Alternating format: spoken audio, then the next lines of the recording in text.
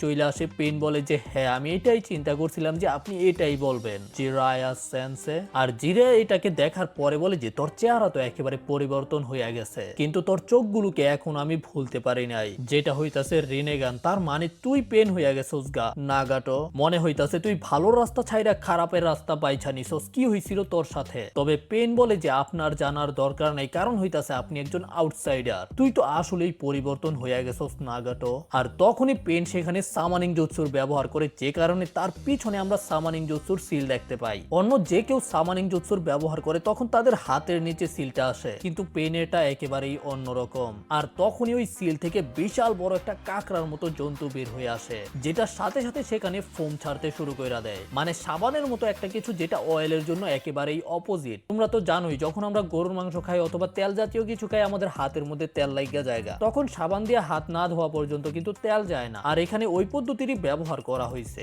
এই সাবানের কারণে কোনান আবারও নিজের জুৎসুকে ব্যবহার কইরা উড়তে পারে। তবে পেন কোনানকে লড়াই করতে নিষেধ কইরা দেয়। আর তারপরে পেন গিয়া ওই কাকড়ার মাধ্যমে জিরায়ের উপরে আক্রমণ করে। তবে জিরায়ও নিজের চুলের মাধ্যমে ওই কাকড়াকে একেবারে বাইন্দা ফেলে। তারপরে চুলগুলো দিয়ে টান দিয়া কাকড়াটাকে একেবারে ছাড়খাড় কইরা দেয়, যে কারণে সামানিং জুৎসু গায়েব হয়ে যায়। আর জিরায়া এখানেই থামে না। তারপরে জিরায়ার যে চুল ছিল সেটাই একটা ড্রাইগেনের মতো হয়ে যায়, সরাসরি গিয়া পেনের উপরে আক্রমণ করে। তবে জিরায়া পেনকে একেবারে শেষ করে দেয় নাই, চুলের মাধ্যমে আবার বাইন্দা ফেলছে। জিরায়া নাগাটোকে বলে যে এখন তোর কাছ থেকে আমি কিছু প্রশ্নের উত্তর জানতে চাই। জিরায়া সবার প্রথমে যে প্রশ্নটা করে সেটা হইতাছে যে ইয়াহিকোর সাথে কি হইছে। তখন পেন বলে যে হ্যাঁ এই নামে একজন ছিল আর সে অনেক আগেই মারা গেছে। এতে জিরায়া একেবারে অবাক হয়ে যায়। জিরায়া জিজ্ঞাসা করে যে আসলে কি হয়েছিল। তবে পেন বলে যে কিছুই হয় নাই, শুধু যুদ্ধ হয়েছে, যে কারণে এই জায়গার মধ্যে অনেক মানুষ মারা গেছে।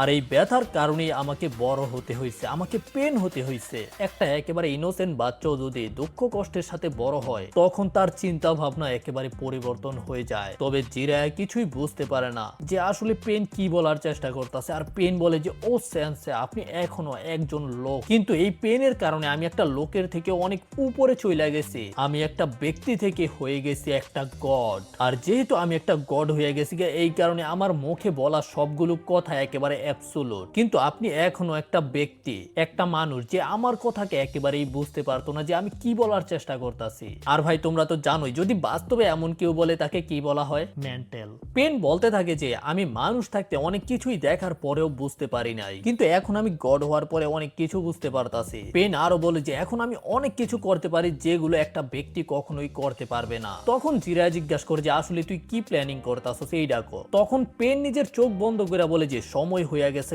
আমি এই দুনিয়াতে যত দুঃখ কষ্ট আছে, যত যুদ্ধ আছে সবকিছুকে শেষ কইরা দেবো। তবে জিরায়া জিজ্ঞাসা করে যদি তোর এটা প্ল্যান হয়ে থাকে তাহলে তুই সবগুলো টেল বিস্টকে জড়ো করতাছস কে, আর এটা করার জন্য এত মানুষকেই মারতাছস কে? তো পেন বলে যে আপনি তো এখন মারাই যাবেন, এই জন্য আমার আপনার কাছ থেকে সিক্রেট লুকাই রেখা লাভ নাই। সে বলে যে সে সবগুলো টেল বিস্টের মাধ্যমে একটা নতুন জুৎসু বানাইবো, এমন একটা পাওয়ারফুল জুৎসুকে বানাইবো যেটা একটাই পুরো কন্টিনেন্টকে শেষ করে দিতে পারবো। তবে জিরায়া বলে যে এইরকম একটা অস্ত্র বানায় কিভাবে যুদ্ধকে শেষ করা যাইবো, এগুলোর কারণে তো দুনিয়ার মধ্যে আরো বেশি যুদ্ধ হইব, ধ্বংস হইব এবং মানুষেরা মারা যাইব। তো পেন বলে যে অলরেডি এই দুনিয়ার মধ্যে অনেক যুদ্ধ চলতেছে, তো এই যুদ্ধগুলোকে থামানোর জন্য সবচেয়ে সহজ পদ্ধতি কোনটা?